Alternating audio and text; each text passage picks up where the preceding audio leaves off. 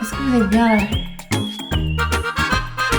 Bonjour à tous et bienvenue dans cette nouvelle vidéo foire aux questions FAQ. Je vais répondre à toutes les questions que vous m'avez posées sur Insta. Si vous ne me suivez pas encore, allez-y, c'est gratuit et je suis beaucoup plus active que sur YouTube. Mais c'est pas tout parce qu'en plus de répondre à vos questions, j'ai décidé de monter un meuble Ikea. Laissez-moi juste ouvrir le carton.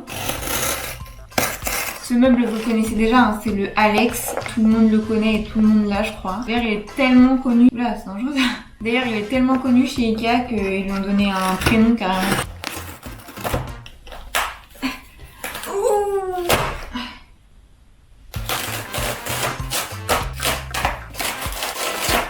Dites-moi si vous aimez monter les meubles. Moi, j'adore ça. Il ne met plus là le temps qu'il faut pour le monter. Bon. Petite pièce, moyenne pièce, face de tiroir, mini pièce, petite pièce, moyenne pièce. Mais là, il y a beaucoup trop de pièces. Est-ce que vous voyez mieux là? Moi, je pense.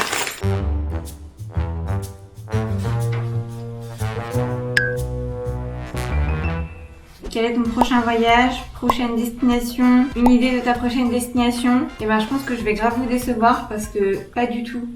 Genre là, on n'a vraiment rien prévu, mais ça veut pas dire qu'on va pas partir. Déjà, avant le Covid, on réservait nos voyages, je dirais 2-3 mois avant. Mais alors là, depuis le Covid, clairement, c'est à la dernière minute. Souvent, c'est 3 semaines avant, je dirais 1 mois, mais pas plus. Attendez. Mais il y a plein de voyages qu'on a envie de faire. Celui qu'on a le plus envie, c'est d'aller au Japon. Et honnêtement, je pense que ça se fera. Mais quand? Ça, c'est la grande question, parce qu'actuellement, on peut toujours pas y aller. En attendant, il y a plein de pays que j'ai envie de découvrir. Je pense au Mexique, l'île Maurice, la République dominicaine. Enfin, c'est des pays qui sont quand même assez lointains. J'aimerais qu'on sorte un peu de l'Europe pour notre prochain voyage. Mais je le répète, rien n'est prévu. Ça ressemble à un tiroir, non? Non, mais ça rentre pas ça. Prochaine question. D'ailleurs, j'aurais dû un peu les trier avant, je sais pas, faire un truc parce que là, il y a plein de questions, je sais pas par où commencer. Une question facile, tu as quel âge? Et bah d'ailleurs, dites-moi quel âge vous me donnez dans les commentaires, ça m'intéresse. Après, je pense pas que je fasse plus jeune ou plus vieille que mon âge. J'ai 26 ans et je vais avoir 27 dans quelques semaines, le 28 novembre. Je sais pas si cette vidéo sera déjà sortie ou pas. Question suivante, à propos de mon couple. Comment as-tu rencontré ton copain? Et je crois qu'il y a une autre question qui va avec, qui est... Pardon. Depuis quand es-tu avec ton chéri? Attendez, je vérifie juste un truc. Le soleil a décidé de se barrer, je suis désolée. Du coup, dans 1 mois, ça fera 10 ans qu'on est ensemble avec Maxime. Même moi, j'ai du mal à le croire, même moi, je trouve ça fou. On s'est rencontrés au lycée, on était ensemble dans la même classe en terminale. Je le connaissais pas avant. Et d'ailleurs, ça me fait penser à une question que j'ai vue, qui est est-ce que tu crois au coup de foudre? Et ben, en fait, pas vraiment. Alors c'est pas méchant, mais clairement quand je l'ai vu à la rentrée scolaire de terminale, j'ai pas eu le coup de foudre. En même temps il ressemblait pas du tout à ça, je vous mets une photo de lui à cette époque. Si j'en retrouve une, enfin je sais que j'en ai, s'il veut bien surtout. Mais oui, pas forcément de coup de foudre, en fait je suis tombée amoureuse de lui vraiment au fur et à mesure. Et voilà, il n'y a pas besoin d'avoir un coup de foudre pour avoir une belle relation et une relation durable. Attendez, faut que je monte mon meuble aussi. Évidemment, j'ai encore plein d'anecdotes, mais je vous en garde pour vous les raconter dans d'autres vidéos. Tadam! Ensuite, je vais reprendre une question. Ah bah, je vais rester sur le couple avec la question. Tu penses quoi de l'amour à distance? Je pense que c'est difficile, mais c'est possible. Non, en vrai, on l'a vécu un tout petit peu avec Maxime, puisqu'on a passé le bac ensemble.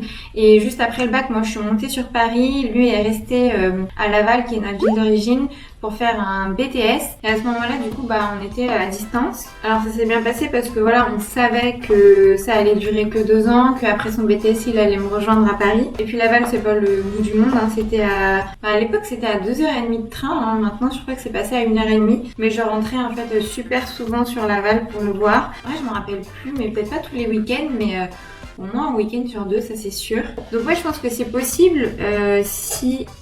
Attendez. Si c'est une situation sur du court terme, si vous savez que vous allez vous retrouver, si vous vous voyez quand même physiquement de temps en temps, je pense que c'est hyper important. Après, je suis pas la plus douée pour donner des conseils, hein, loin de là.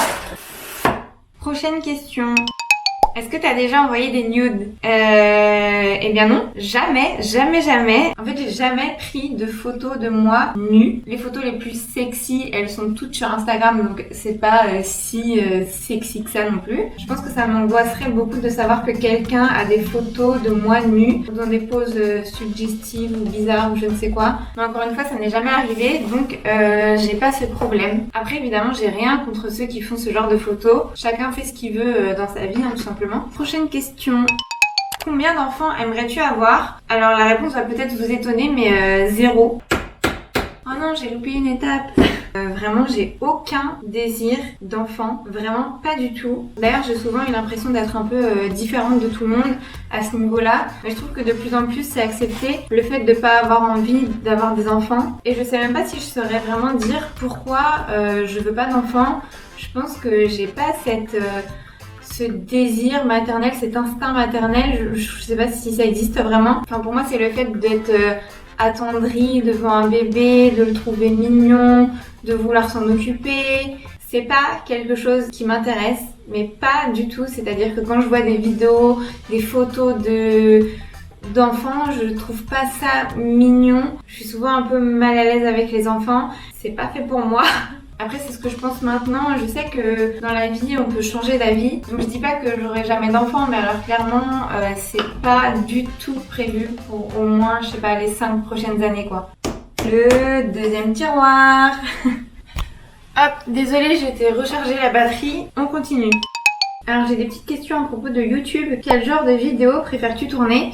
Je pense que je préfère tourner les vlogs et les vlogs voyage évidemment parce que c'est vraiment ce qui se passe dans ma vie à un instant T et c'est pas des choses qui sont préparées. Pas que cette vidéo soit préparée, loin de là, je pense que d'ailleurs ça se voit, mais il y a quand même un peu plus le contexte de filmer une vidéo avec le fait d'avoir mis la caméra sur un trépied, d'avoir essayé de cadrer quelque chose. Enfin, vous voyez ce que je veux dire. Ensuite, toujours par rapport à YouTube, pourquoi avoir voulu être sur YouTube? Bah écoutez, je sais pas. Je pense que j'avais envie de partager un peu plus que des photos sur Instagram. Je trouve que c'est sympa aussi d'avoir des souvenirs, même dans le temps, de nos voyages sous format vidéo plutôt que photo. C'est un format que j'aime bien et même si je suis pas 100% à l'aise, je trouve que c'est de mieux en mieux. Et heureusement d'ailleurs. Qu'est-ce qu'il y a? Qu'est-ce que je disais? Voilà, j'ai hâte de partager encore plus avec vous. Alors attendez, c'est dans l'autre sens. Est-ce que j'ai répondu à la question? On va dire que oui. Et il y avait une autre question à propos de YouTube. Tu te vois vivre de YouTube au long terme? Non. Alors est-ce que je me vois? Non. Est-ce que j'aimerais? Pourquoi pas? Non, parce que là, avec les petites centaines de vues que je fais par vidéo, clairement, ça risque pas d'arriver. Après, si ça évolue et que je peux gagner quelques euros, je vais pas dire non. Mais de là à en vivre, je pense que oulala, il y a le temps et c'est pas du tout quelque chose que j'imagine encore. D'ailleurs, à propos de ça, j'ai une question qui est comment ça va niveau pro? Alors pour ceux qui viennent d'arriver, j'ai créé mon site internet et ma marque de bracelets. Alors cela, je vous les montre, mais c'est des protos pour de prochaines collections. Je l'ai fait moi-même, hein, je teste la résistance des perles. Je les enlève jamais, en fait, je fais ma douche avec, je fais mon sport avec et je regarde comment ça évolue. Mais j'ai déjà prévu de vous faire une vidéo dédiée à ça. Je vous mets évidemment le lien de ma boutique en ligne dans la description, comme à chaque fois. Et si vous avez des questions, n'hésitez pas à les mettre dans les commentaires, j'y répondrai du coup dans la vidéo dédiée. Prochaine question. Ton Disney préféré? J'ai été obligée. Alors les questions sont anonymes, mais je sais qu'elle m'en voudra pas de citer son nom puisque c'est Anaëlle de la chaîne Anna's White. Je vous mets le lien de sa chaîne dans la barre d'infos. C'est une fan de Disney. Alors Anaëlle, sache que je pense qu'on a pas mal de points communs toutes les deux, mais alors pas Disney. Je suis désolée de te décevoir, mais je suis pas une grande fan de Disney. Il n'y a pas un Disney qui m'a marqué plus qu'un autre. Je sais même pas d'ailleurs si je les ai tous vus. Désolée, ça a coupé parce que j'avais plus de place sur ma carte SD. Je suis vraiment une youtubeuse en carton. Du coup, j'étais où? Ah oui, les Disney. Je sais pas quoi te dire. Je dirais, si on faut en choisir un, je me rappelle de Cendrillon. Je me rappelle. Sinon, ah, attendez, le livre de la jungle. Est-ce que c'est un Disney? Alors je sais que j'ai adoré ce film et je l'ai regardé plusieurs fois. À part ça, j'ai pas de Disney préféré. Par contre, j'aimerais quand même beaucoup aller à Disneyland avec toi, hein. Ça y a pas de problème. Yes, prochaine question.